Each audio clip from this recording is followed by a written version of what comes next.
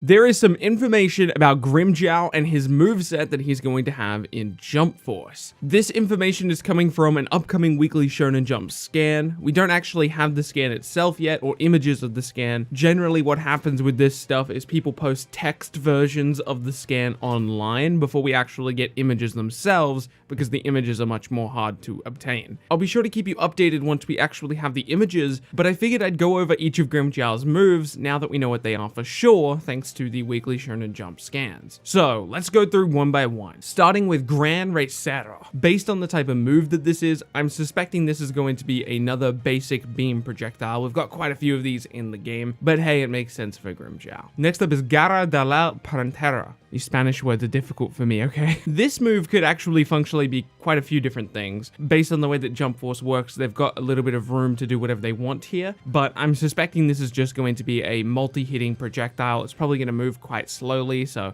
might be able to do some crazy assist stuff with it. We'll have to wait and see, but for the most part, it's probably just a projectile. Grimmjow's last special move is kind of strange. It's called Pantera Jaw. I couldn't find any information on this, and I usually do I couldn't find any information on this. So if I had to guess, this is probably a uniquely named move specifically for Jump Force. Now that doesn't mean the move itself is unique, it just means that it's named uniquely. Well, at least that would be my guess. So perhaps those of us who are passionate about Bleach could help out the rest of us by letting us know what you think Pantera Jaw could be. And lastly, his awakening technique is Descaron. From what I understand, talking to the Bleach fans that I'm friends with, this was his obvious awakening technique. All of the information that I laid out in this video comes from early leaks from Weekly Shonen Jump, and if it wasn't for Nini Spangle on Twitter, I probably wouldn't be able to keep up with all of it. So if you're interested in that type of thing, make sure you're following him on Twitter, because he keeps his ear to the ground pretty closely, and he makes sure all of that information is right there on his Twitter page. While you're there, don't forget to follow me as well. But if you don't use Twitter, don't worry. I'll be sure to make a new video once we have official screenshots of Grimmjow, just so all the information is right here. Thank you so much for watching this video. My name has been Bilbsy, and I'll see you in the next